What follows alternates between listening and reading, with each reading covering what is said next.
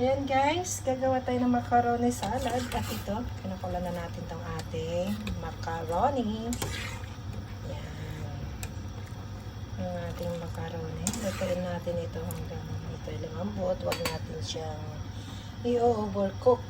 Kasi pag siniso na natin is lalambot pa yan. May bababad sa ating mga ingredients.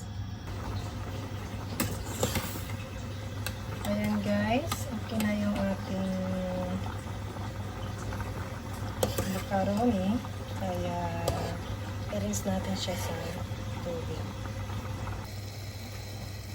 Ayan guys, kumukulo na yung ating tubig. Kaya ilagay na natin yung ating chicken breast.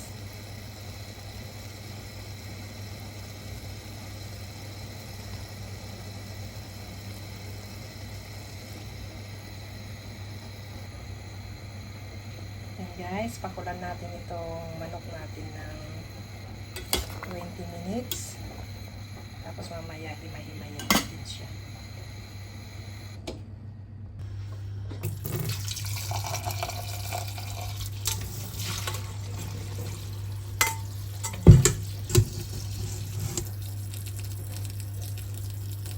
Mix natin ang ating macaroni sa malamig na tubig para hindi siya ma-overcook.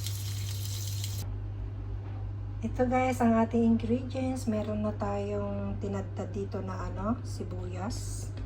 Tapos na himay na natin yung ating chicken na pinakuluan kanina. At ito may carrot tayo, may green bell pepper at saka red bell pepper.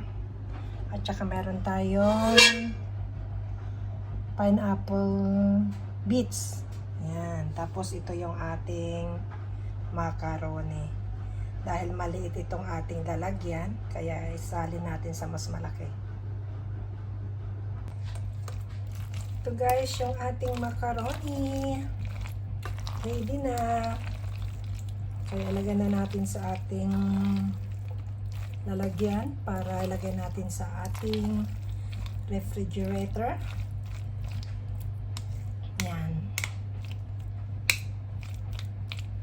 Okay na siya.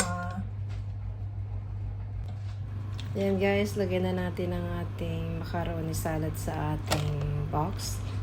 Tapos lagay natin sa ating ref para i-chill natin. Mas masarap kapag malamig siya. Yan lang guys. Thank you for watching. Please like and subscribe. Kung hindi ka labisam, please share na rin ang ating video para kumalat pa sa ating komunidad.